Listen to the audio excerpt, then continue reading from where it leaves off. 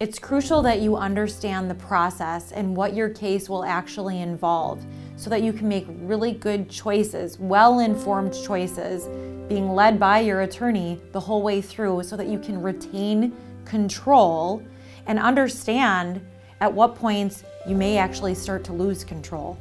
In your experience, when parties cannot reach an agreement while their divorce is pending, trying to make this long-term plan, the co-parenting plan that they are going to live with after the divorce, if they can't reach an agreement, tell me what that experience is like for the clients. Like procedurally, what do they go through?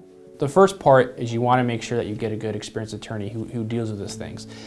The next step really is to start working on settlements, right? So it'll be the clients and the other party and their attorney if they have one, and then the client's attorney, and we sit down and we see if we can work on an agreement to encompass custody and placement and all the terms to create this arrangement.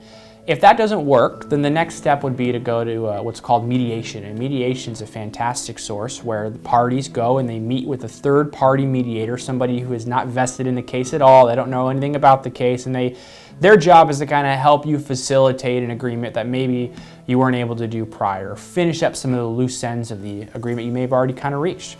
If that doesn't succeed, then the next step is to appoint a guardian ad litem, also called a GAL. Right, and the guardian ad litem comes in and they are appointed by the court, and they are now involved in the case, and they conduct investigations and meet with the parties and maybe the child, and they will put together a report, if you will, that kind of recommends what they believe would be the best arrangement.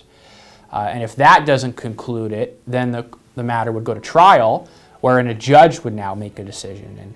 And I think what's important to note here, Holly, is that throughout the entire process, the further you get away from that initial settlement, the less control you have. So you start to lose control. Once a guardian ad litem gets appointed, you lose a little bit of control there. And once you get to the phase where there's a judge involved, you've essentially lost all control, because now the decision is going to be made by a judge. And he doesn't know you from anybody else, right? He doesn't know your child, and basically he or she is just taking the information provided by the attorneys and by the guardian ad litem and making an order. So that's why what's really important is to make sure you get a good, well-experienced attorney who's going to help you settle the matter from the get-go versus having to go all the way to that point where, like I said, you start to lose that control. Ideally, you will reach an agreement on custody and placement in your case. Finding compromises along the way that you can feel confident are in your child's best interests. The best way to do that is to be very clear with your attorney. What are your goals? Why do you have those goals? What's really important to you here? In addition to telling your attorney what you want, it's also being willing to accept what your attorney is telling you. You hire that trusted attorney because you want them to give you expertise.